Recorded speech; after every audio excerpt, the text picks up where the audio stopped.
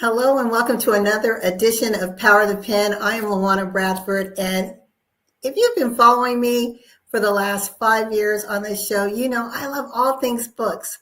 And not only do I enjoy bringing new thought-provoking books to your attention, but I also love to bring authors and their books. And today, look what I have here. The Leadership Advantage by Joel D. Smith. How to cultivate leadership skills that drive success. And ladies and gentlemen, can you believe I actually got him to say yes to this interview?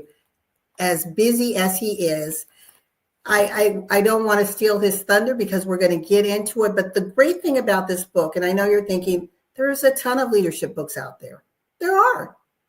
Just like there are thousands and thousands of leaders around the world. But what makes this so important today is the pivotal message and how Joel has managed to take his lived experiences, his strategic insight, his background as a leader, his military experience as a pilot, his coaching experience, his role in the community, to package all that in a nice little ball that he's getting ready to toss to you. And I say toss to you because when you read this, it gives you some aha moments. You're sitting there and you're thinking, okay, wait a minute. I'm listening to this. I'm hearing his story. How does that now relate to me? Because the one thing that he challenges us with is that as leaders, we're ever evolving. He says that leaders it's not about the title or the position. It's all about mindset. So in just a minute, we're going to have a deep dive conversation with Mr. Joel D. Smith.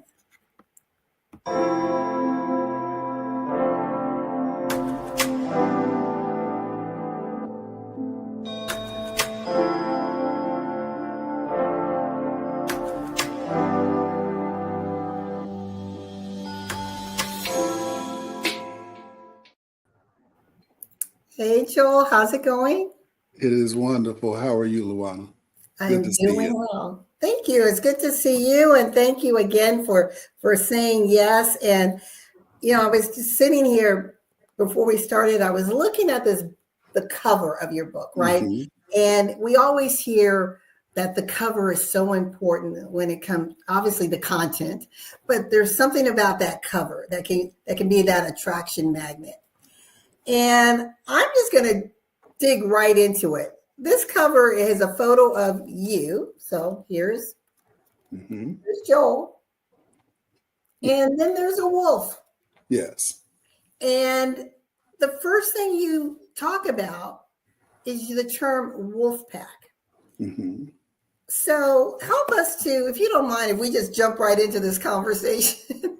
Because Absolutely. We're going to bring up your background a little bit. But I want to understand, what does wolf pack mean and why is that so important? It's like this banner that everything that you talk about fits under. The wolf pack symbology comes from a number of different things and different points in my life. The first one being my first stateside unit in the United States Army, being a part of the 82nd Airborne.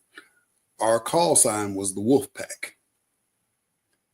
So being that was my first stateside assignment, because I went overseas first, right as I came into the military, coming back to the States, being that it was my first stateside assignment, the wolf pack resonated with me. So my regimental affiliation was always with the 82nd throughout my career, 32 years, and the wolf pack stuck with me. The moniker stuck with me. It also stemmed back to some of those cartoons that we all grew up with, i.e. the Jungle Book. And if you know anything about Rudyard Kipling, he always said the strength of the pack is the wolf and the strength of the wolf is the pack. So that was the second thing that resonated with me. And per our last conversation, when I looked at wolf pack and the affinity for nature and the things that all the above, you know, folks will say, well, why didn't you have this affinity with tigers or lions or bears? They're more powerful. Absolutely. But there's nothing more relentless than the pack on a hunt. And as I always used to say, contrary to popular belief, the lion and the tiger perform in the circus. The wolf does not. So when you look at a more dogged entity, you have to look at how wolves are determined. When they're going after something, they go after it relentlessly, and they go after it as a team. So the wolf pack, the leadership advantage, the wolf pack initiative, leadership initiative, all of it had a play in developing this book and my affinity for the wolf pack. I love that. And you mentioned that you were in the military. I believe you said, is it 32 or 33 years? 32 years. 32 years as a Warrant Officer 5, U.S. Army. You were an aviator. Yes. And I found it really interesting because the term, are leaders, the question, are leaders made or are they born? Mm-hmm.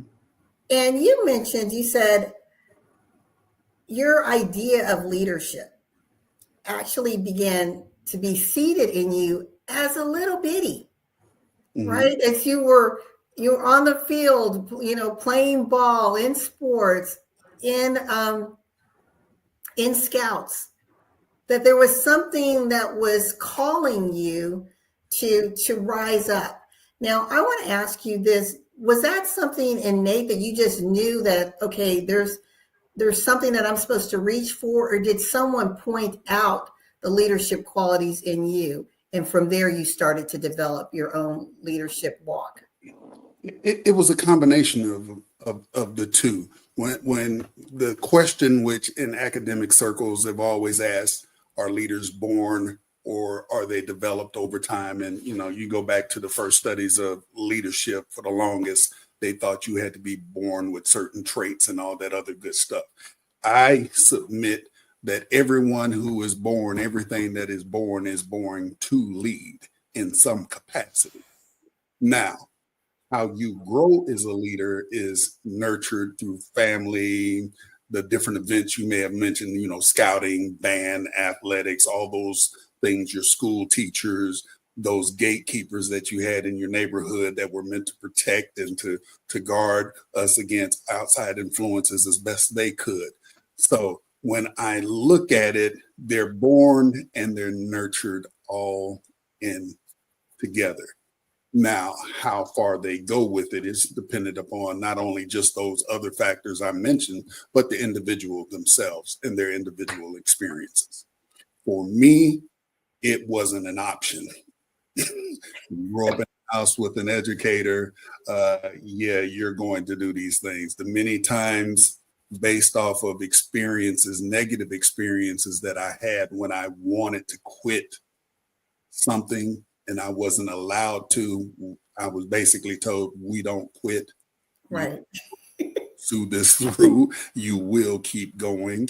And then, as I mentioned the last time we spoke, my mother telling me, you are your only limit.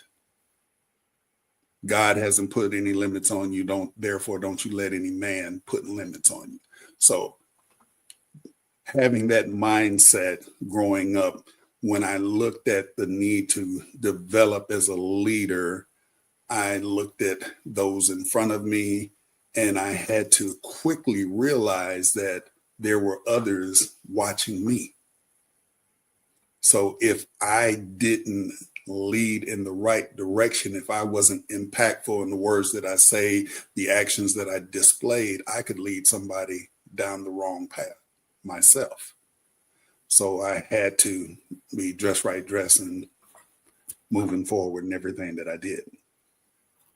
When you shared what your mother said to you, I mean, that was a gift. And sometimes when we're growing up and we hear little things, it's like, okay, you're telling me this, but it's when we look back, right? Because that gave you a sense of, and tell me if I'm wrong, I feel a sense of an identity, owning your place, yes, holding on to that place, right?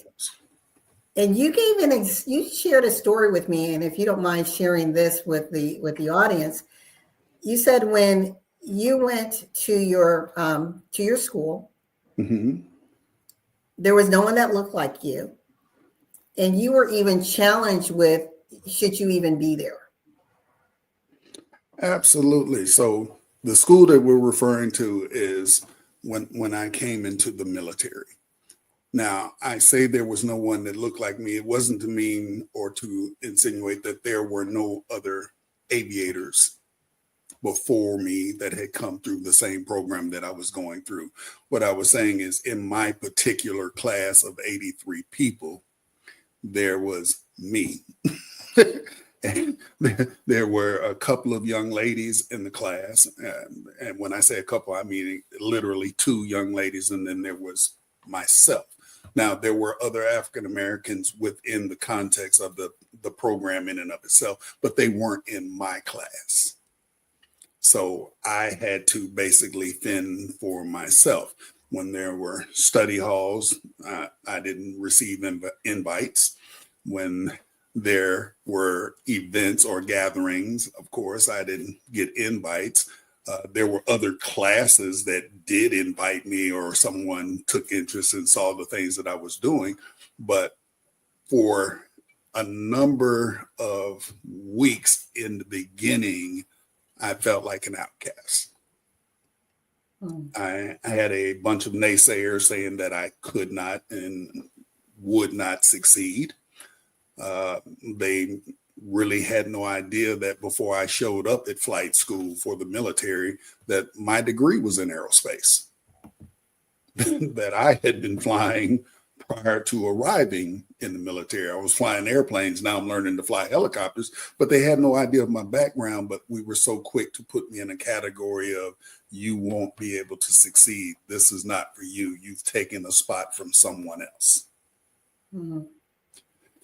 That was the first few weeks. When I finished basic and went into the instrument phase, I had a completely different experience. My instructor was supportive. He looked at me and said, this guy has got it. He said, I'm sitting over here, we're flying instruments. This is the instrument phase.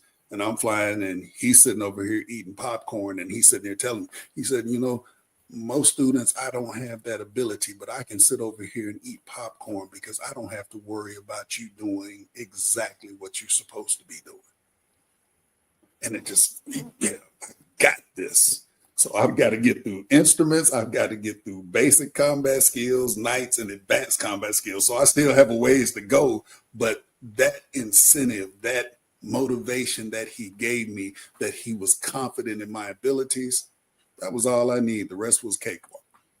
I'm gone. It's off to the races. And that's so important. Like you mentioned earlier, that you're looking behind you. You said we're always being watched, right? So looking at those that are coming behind you, and for those that are in leadership, I don't want to say positions, but your role, whether it's in your family, your community, your position that you actually hold in corporate, or if you're the leader of your own company, it's important to look back and see, how can I help someone learn from what I know, right? To get them there that much faster. How can I help to encourage them to know that, I've been there, done there, got the t-shirt. I can sit back and watch popcorn because I know what to look for to let you know you got this, right? That's right. That you're safe, you're okay. Now, before we go into this piece here, you talk about it's all about the people. I want to do a quick break, and we're going to come back, and I want to unpackage what that means in this environment when we're talking about belonging. Okay. Is your organization losing top talent due to lack of recognition and poor well-being support? Recognition and well-being are the two pillars of employee retention. When employees don't feel valued, their mental and physical health is neglected. They'll look for other opportunities. In the military, we made it a priority to recognize contributions and support mental and physical well-being. It wasn't just about morale, it was about performance. Organizations that fail to recognize their employees and support their well-being are setting themselves up for turnover and disengagement. I've helped organizations build recognition and well-being programs that improve retention, engagement, and productivity. Let's talk about how we can retain your top talent by focusing on recognition and well-being. Schedule a call with me today. Now, with that, I'm going to read this one brief paragraph, and I want you to take what I'm reading and bridge it to what you offer when you go into the C-suite to help their leaders lead more effectively. You said it's all about the people. If leadership were a movie, relationships would be the star. It's the little things, listening, really hearing what someone is saying, caring genuinely. It's about making everyone feel like they're a part of this big, sometimes messy family. And guess what? That's where the magic begins. When I wrote that paragraph, I was thinking of two individuals in particular, and that was Steve Jobs and Bill Gates. And I was thinking of Bill Gates Thinks Week and the retreats that Steve Jobs used to hold. The people are what make us. It's impossible to build and to grow solo. It's just like in athletics. There are some sports that you're solo.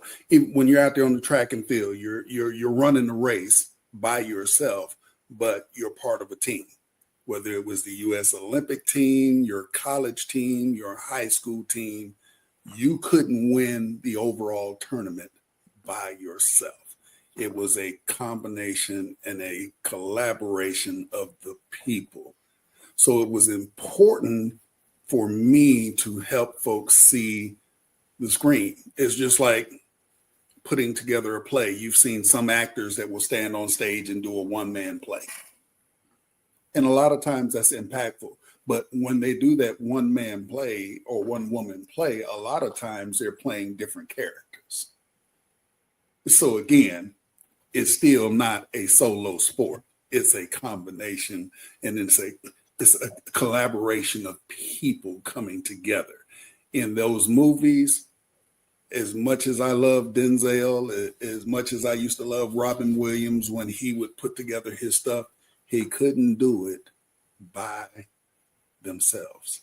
They needed supporting cast. They needed directors. They needed lights. They needed cameras. They needed food. They needed drinks. They needed makeup. They needed all these things to come together in order for the finished product to be impactful. It's about the people. I like that. It makes me think about the passage that says, "No man is an island entire to himself. Every man is a piece of the island, a part of the main."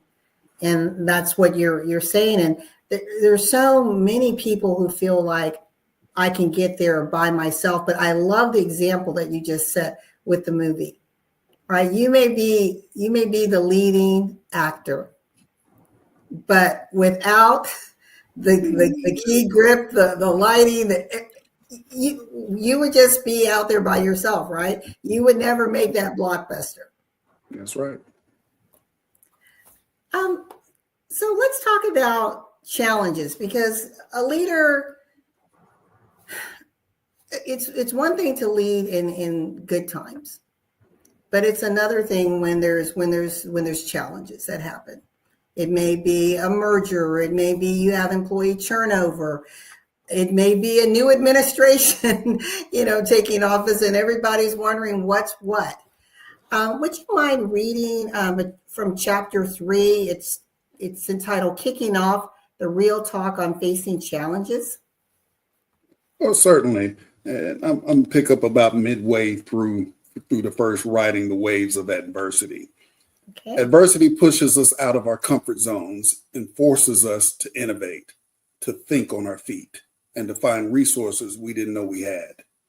It's during these times one's leadership is tested and true character is formed. More often than not, the lessons learned from traversing these tough times provide the wisdom we need to handle future challenges with greater ease and confidence. The ability to maintain composure, to remain optimistic, and to lead others through uncertainty becomes a testament to our capability and resilience. So next time you find yourself in the midst of what seems like an unrelenting storm, remember this too is an opportunity to enhance your leadership repertoire. Embrace the chaos, learn from it, and let it remind you even in the tumultuous waves can lead to new shores and of understanding and strength. Each wave ridden adds a layer of depth to your leadership ability, turning potential adversity into a series of opportunities for personal and professional development. I love the analogy here where you said, embrace the chaos. And even the most tumultuous waves can lead to new shores of understanding and strength. Yes. And I often, when I'm sharing and doing some teaching, I challenge individuals. I said, there are going to be waves, right? They're going to come. Either you're going to be on the sideline wondering what there was a wave, or you're going to be in front of the wave and hopefully being able to ride the crest of the wave. But the last thing is you don't want to be overtaken by the wave. Correct. And I think, and I'd like to toss this to you, in this situation, it's so important for a leader to have a line of sight, right? There's chaos, but how do you help create calm among the team in the chaos? One of the biggest things that goes unstated and underestimated is the power of laughter. When you can honestly say, yeah, I messed that up badly, and laugh at yourself to become vulnerable in that season and let your team see that vulnerability, that, hey, the boss is not perfect. Therefore, it's not that, yeah, I want you to go out and make a bunch of mistakes, but can we learn from this mistake? We don't want to go back and keep repeating them, but this was a learning and opportunity. Every bit of chaos, every bit of adversity, every bit of the waves and the storm lies a lesson. The question that you have to ask yourself is, are you willing to dig deep and find that lesson and learn from it? If you can do that, then yeah, you have that ability to go ahead and laugh about it. Yes, I messed this up big time. We won't make that mistake again. Okay, we laughed at it. We got it. Yes, it was a low, but even in life, even in the Word of God, we're the hills and the valleys and the mountains. You're going to go up and down throughout life. What lessons are you learning on that journey? Yes. The one thing that I liked about this book is it's an easy read, not thinking about, our leadership books from college. It weaves in real stories.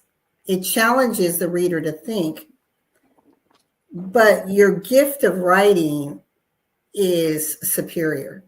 I love your play on analogies. And I want to just read this, and toss the ball to you. You said, indeed, there are times when a team member might seem out of sync with the rest, perhaps missing the beat when it comes to the group's rhythm. However, once they find their niche, their unique role where they can truly shine, it's like striking the right melodic chord. Now you can just sit back and enjoy the performance.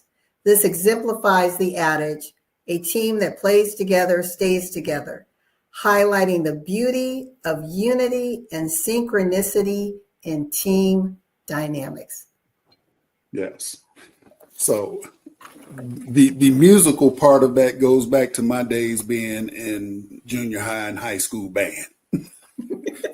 If you've ever had to go listen to your children or your nieces and your nephews at a recital when they had yet to hit that peak and everything sounded good, and you sit there and you're smiling through those chords that just make you cringe, just make your whole body, ooh, that did not sound good at all. Good job, baby. I'm so proud of you. That drive that kept them going. Because eventually, when they practiced enough, when they dedicated themselves enough, next thing you knew, that horrendous sound that you heard is now pure music. The melodies mesh together. When you go see that sixth grade band versus coming back and seeing that high school band and or that college band, you saw the growth, you saw the change, you saw the harmony come together. That's what that was about. Understanding that it's growth. And for me in music, and I speak a lot through music. It drives my wife crazy on occasion because I remember songs back from the 60s and 70s, which meant, yeah, I was 5 years old and I still remember these songs.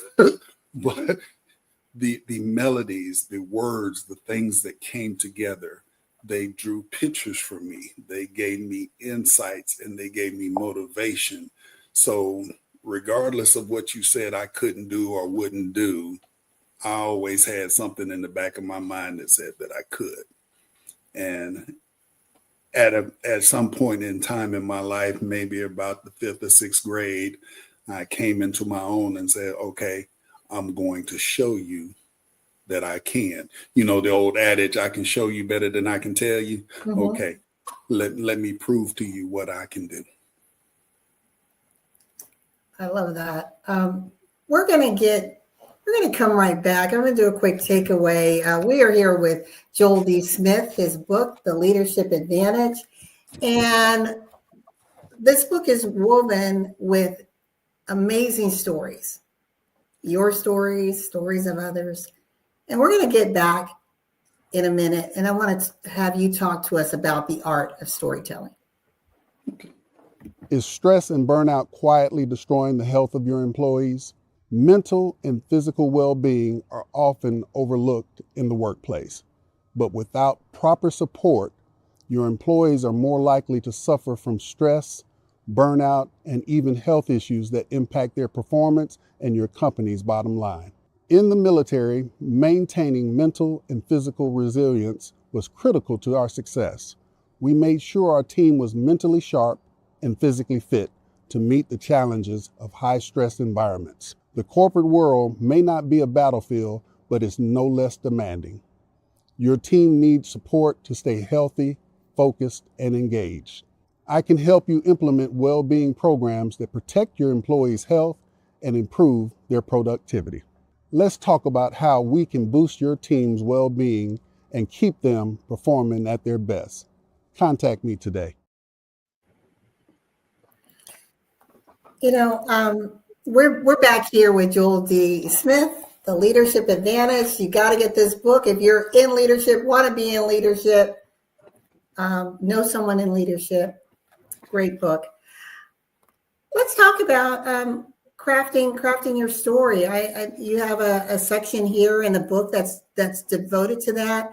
And we often hear that facts tell, but stories sell. So yes.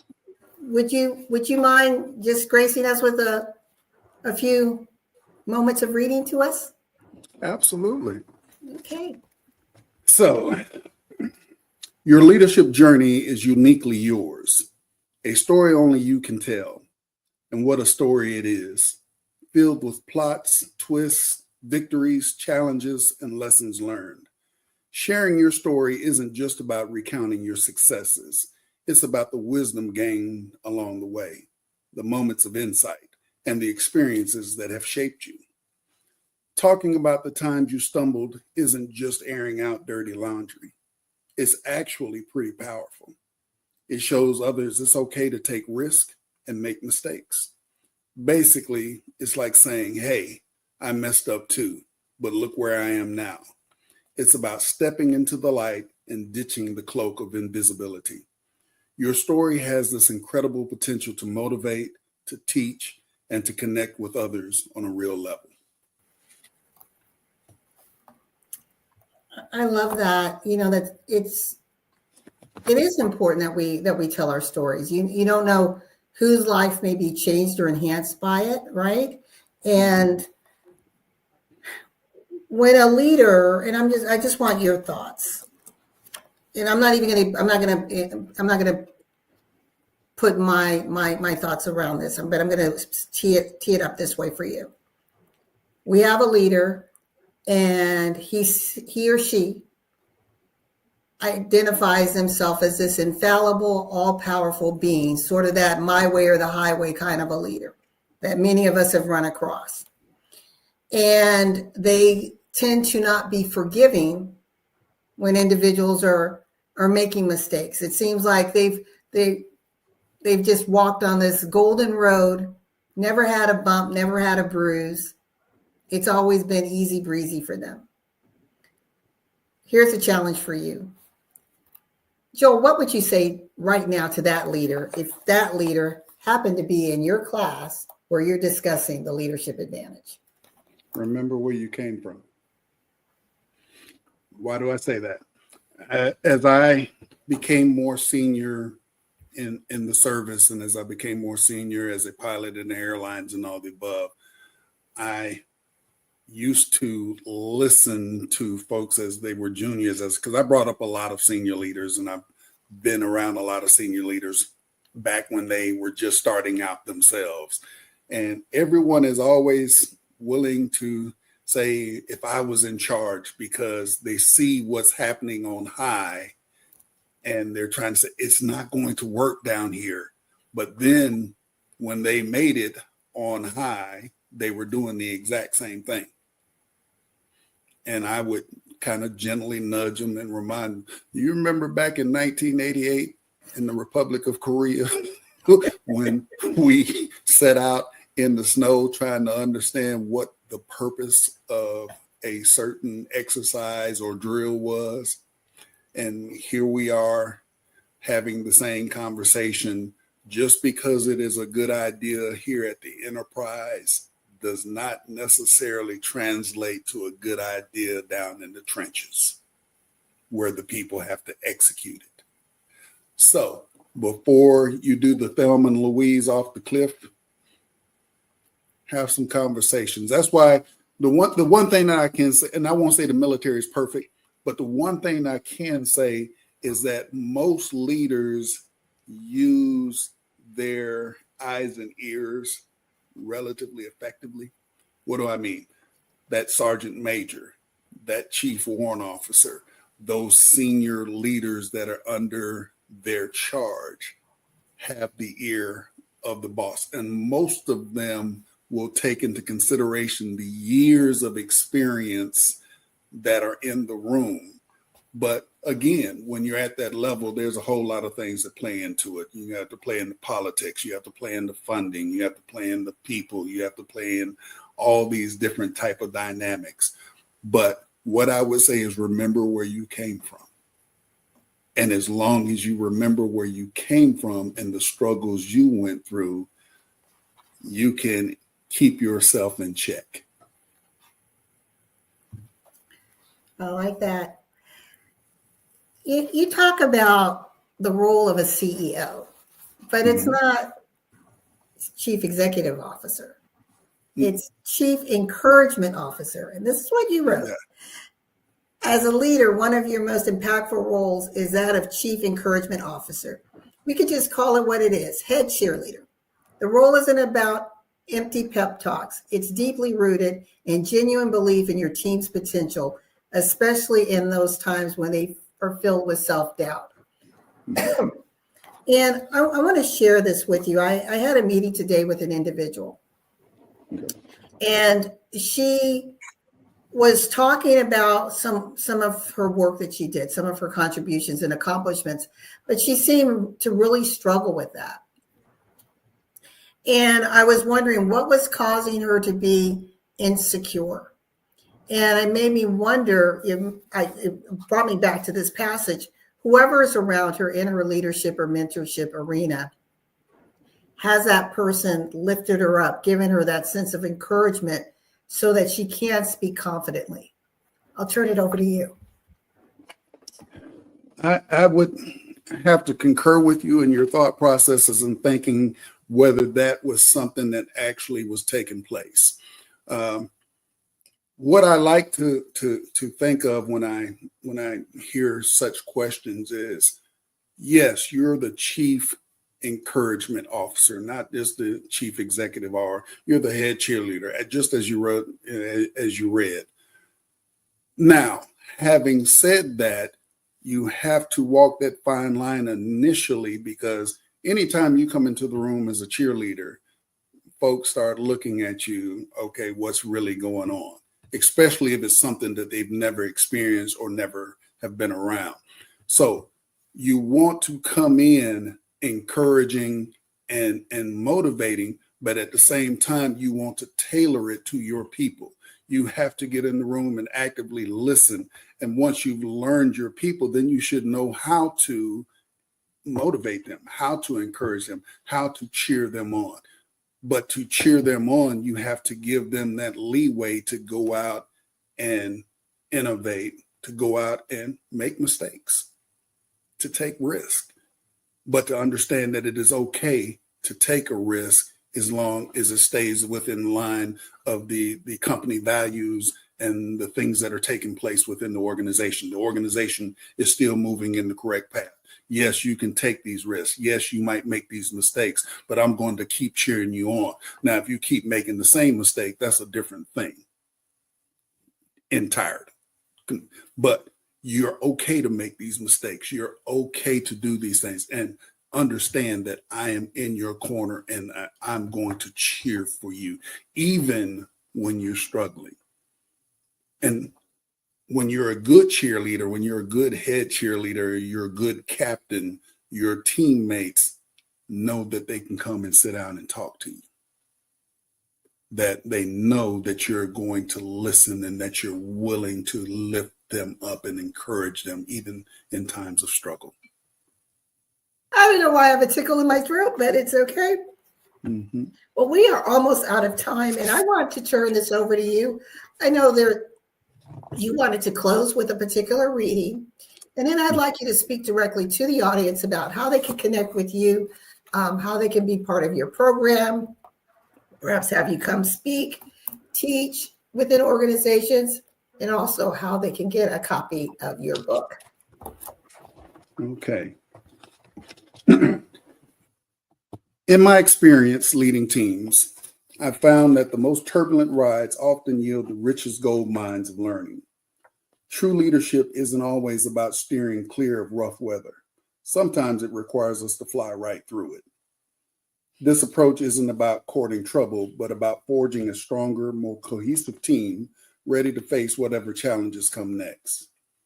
The metaphorical bumpy rides we encounter in leadership are invaluable for growth and team building. Rather than dodging these challenges, embracing them can teach us resilience and adaptability. It is not in my job description to avoid the tough stuff. On the contrary, navigating through these difficulties is precisely my role. Each challenging situation tests our resolve and pushes us to innovate and collaborate more effectively, ultimately strengthening our team's dynamics. Being a leader involves much more than setting the course. It requires stewardship of the values and virtues which epitomize exemplary leadership.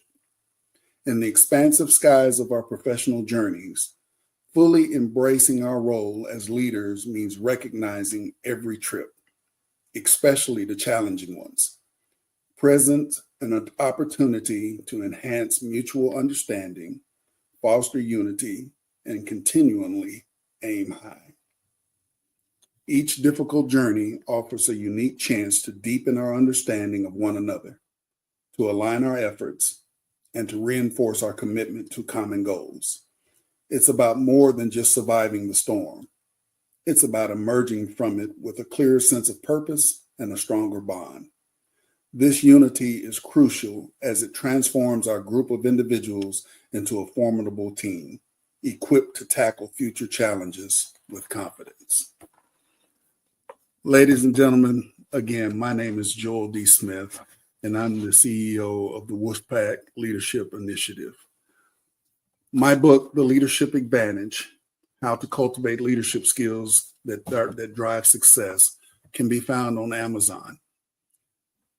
I'd love for you to reach out to me at thejoelsmith.com or at j225ventures at j225ventures.com. I am available to come in and teach workshops. I'm available to come in and do keynote speaking.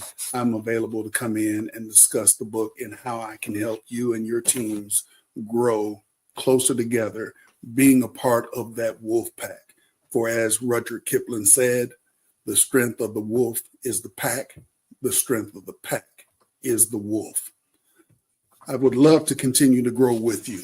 Leadership today is changing faster than any other time that we've had, and leaderships face complex challenges. Through a shift in your mindset, we'll be able to tackle all those challenges. Challenges are not unique to any of us. They change daily, they change weekly, they change monthly and yearly. Your ability to adapt and overcome those challenges and those changes will set you apart from all other leaders. Thank you. Oh, thank you so much, Joel, for joining us on Power of the Pen. This has been so rich.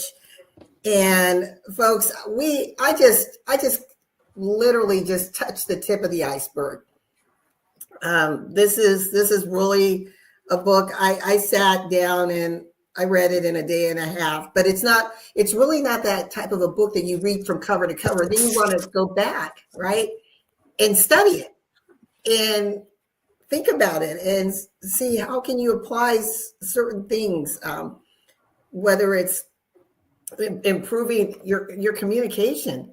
You know, what kind of leader are you? Are you a CEO?